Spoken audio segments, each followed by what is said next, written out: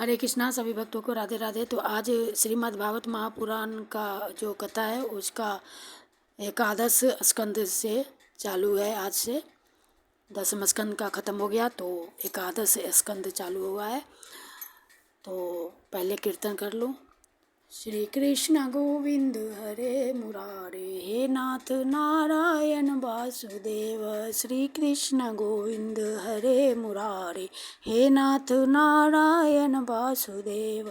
हरे कृष्ण कृष्ण कृष्ण हरे हरे, हरे राम राम राम हरे हरे।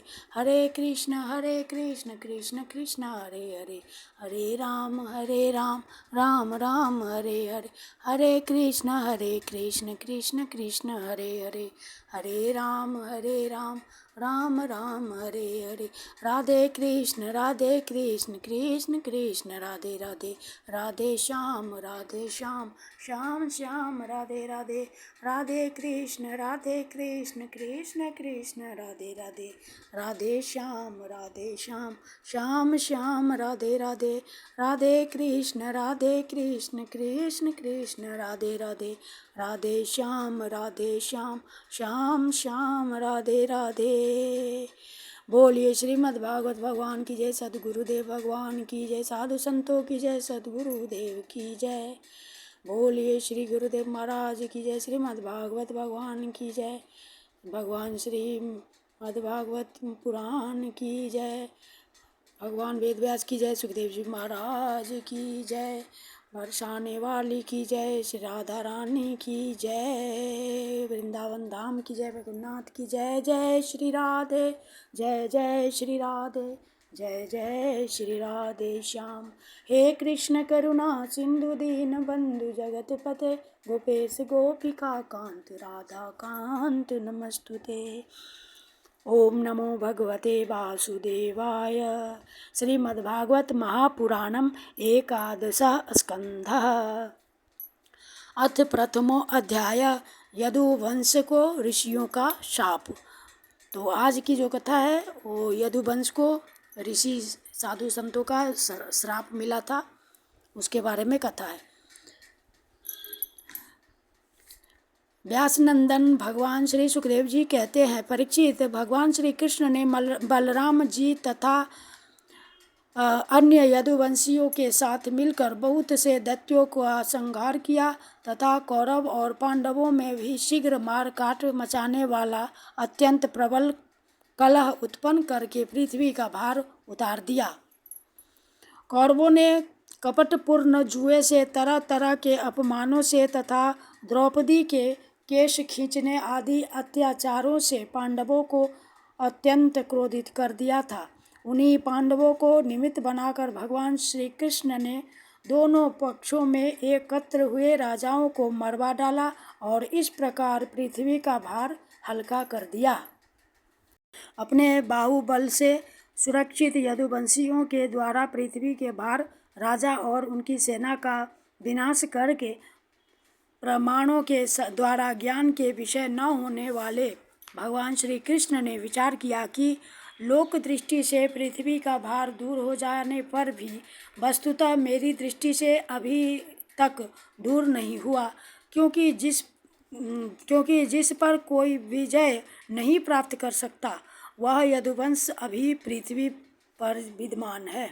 यह यदुवंश मेरे आश्रित है और हाथी, घोड़े, जनबल, धन बल आदि विशाल और वैभव के कारण उच्छृंखल हो रहा है। अतः अन्य किसी देवता आदि से भी इसकी किसी प्रकार पराजय नहीं हो सकती।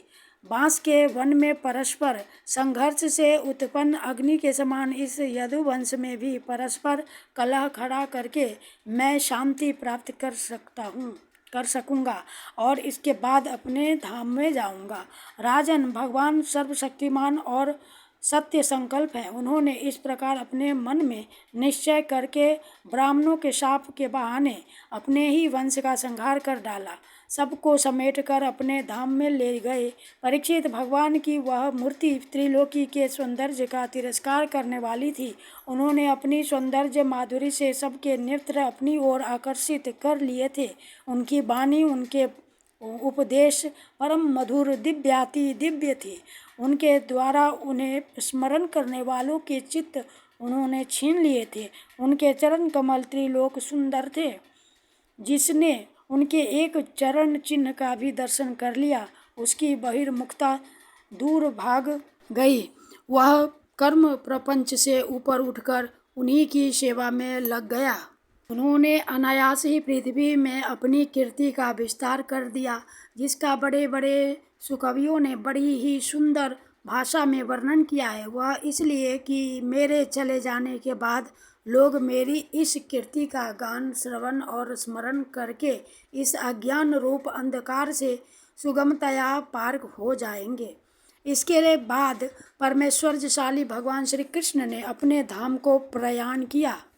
राजा परीक्षित ने पूछा, भगवान यदुवंशी बड़े ब्राह्मण भक्त थे, उनमें बड़ी उदारता भी थी और वे अपने कुल वृद्धों की नित्य निरंतर सेवा करने वाले थे।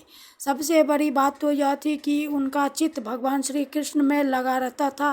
फिर उनसे ब्राह्मणों का अपराध कैसे बन गया और क्यों ब्राह्मणों ने उन्हें शाप दिया?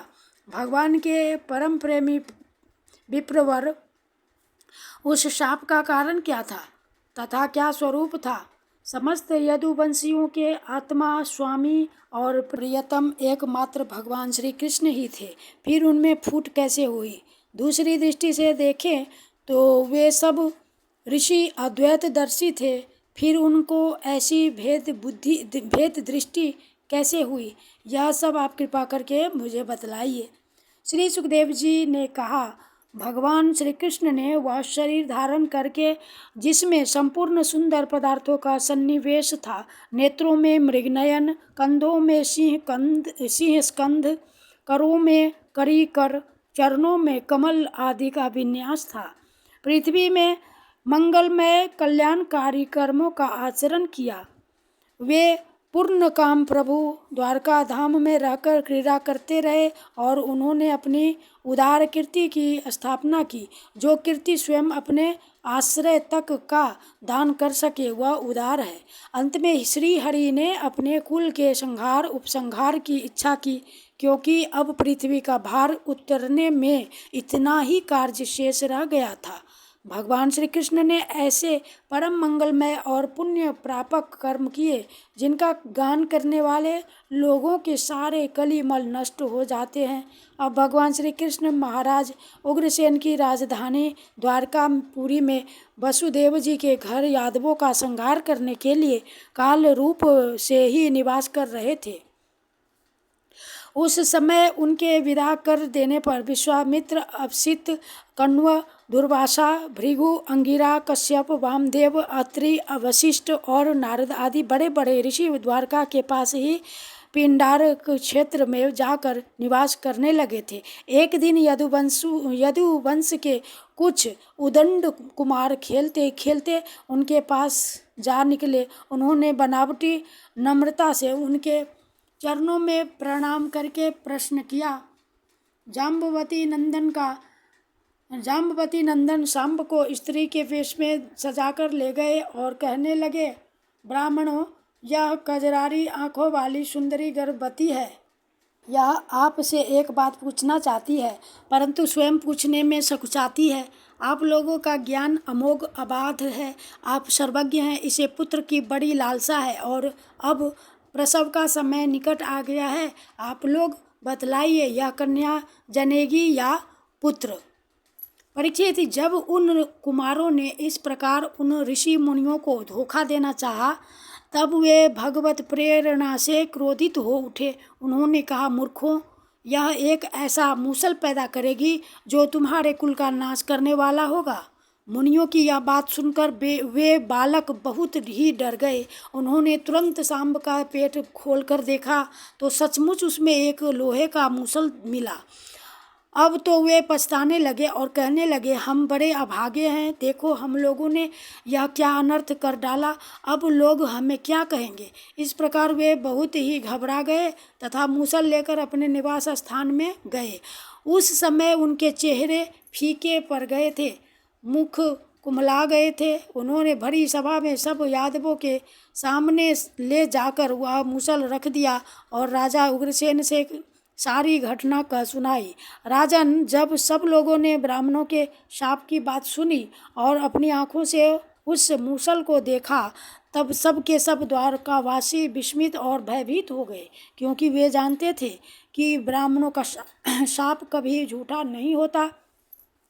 यदुराज उग्रसेन ने उस मूसल को चूरा चूरा करा डाला और उस चूरे तथा लोहे के बचे हुए छोटे टुकड़े को समुद्र में फेंकवा दिया। इसके संबंध में उन्होंने भगवान श्री कृष्ण से कोई सलाह न ली, ऐसी ही उनकी प्रेरणा थी।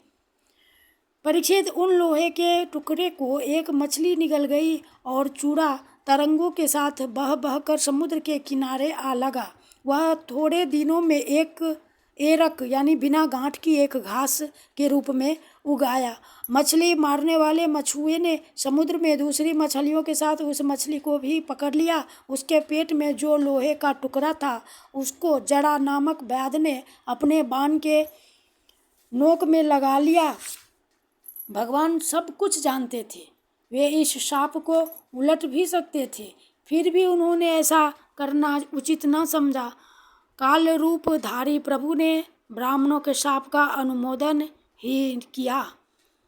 इति श्रीमद्भगवते महापुराणे परमहंस्याम संहितायाम एकादश स्कंधे प्रथमो अध्यायः। श्री कृष्णार्पणम कृष्णार्पणम कृष्णार्पणम। हरे कृष्णा कृष्ण कृष्णा हरे हरे, हरे राम राम राम हरे हरे, हरे कृष्णा कृष्ण कृष्ण हरे हरे, हरे राम